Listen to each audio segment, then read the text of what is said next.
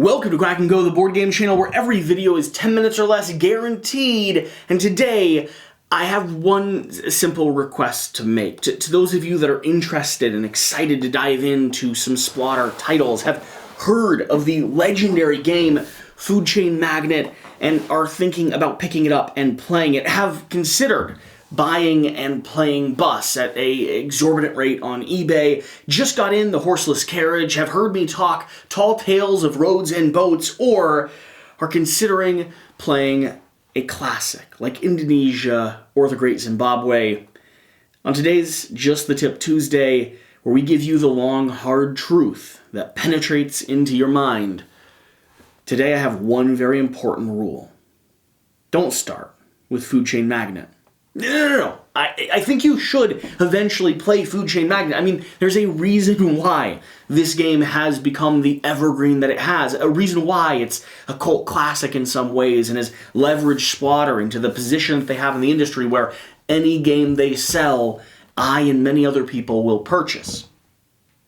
But I don't think this is the right way to start playing Splatter games.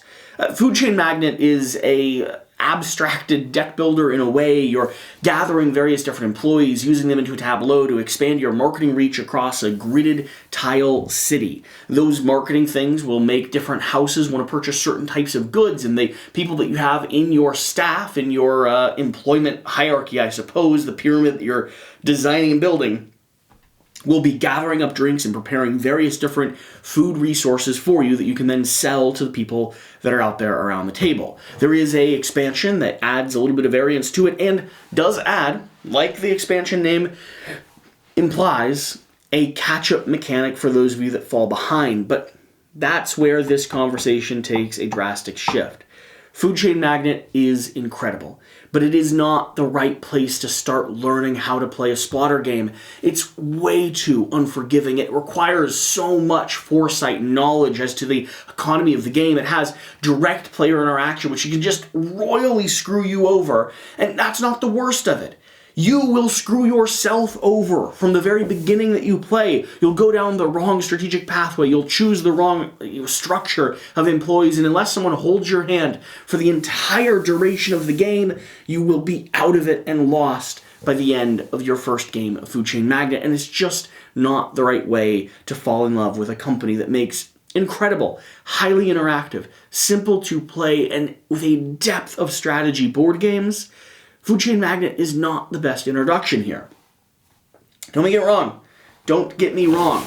I do think it's incredible, but there are other games that you should play beforehand. Games like Bus, that introduces you to the concept of simple rule systems with a depth and a complexity underneath them.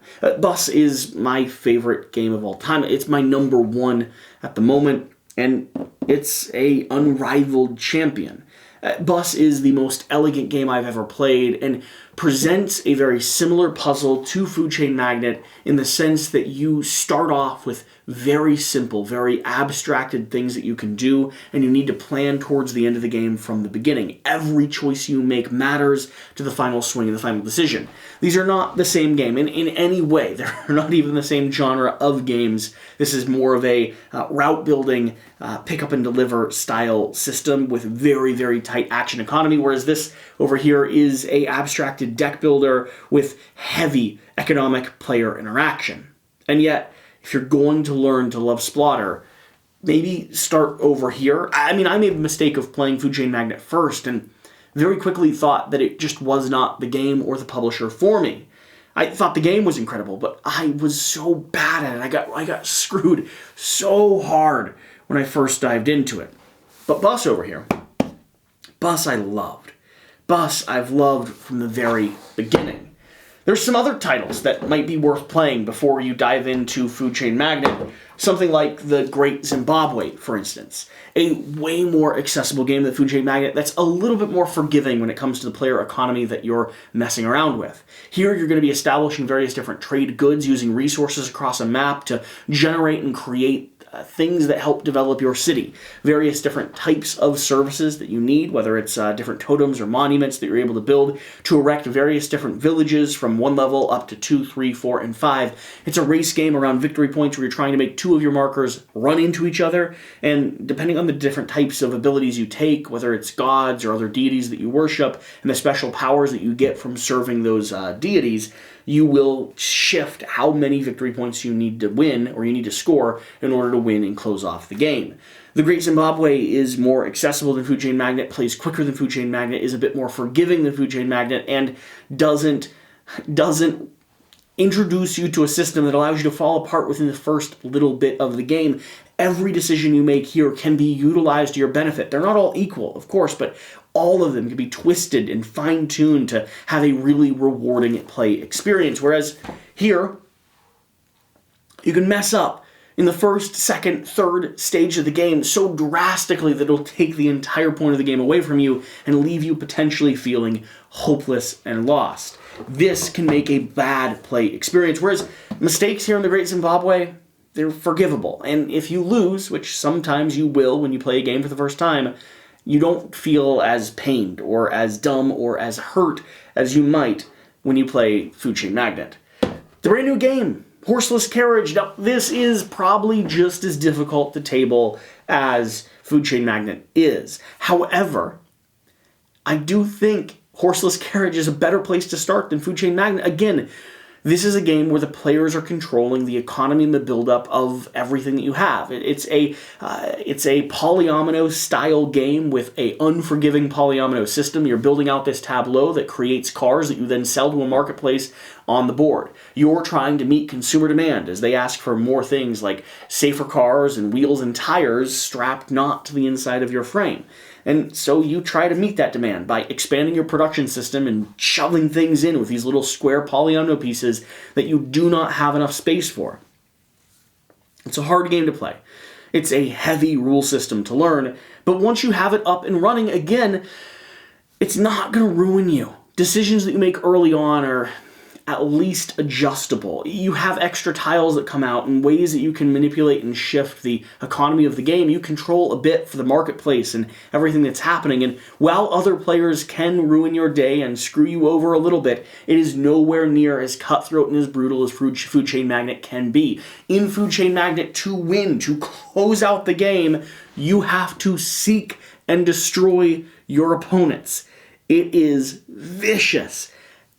Absolutely vicious. You want to sell goods to the same houses. So what do you do in order to do that? You knock the kneecaps out of the other people that are making pizza, you spit on them, and you leave them on the side of the street. This is a mean game. It's a mean game in every shape of the way. The designers that made it are mean. The people that you play it with have to be mean. To win the game, you gotta be cruel.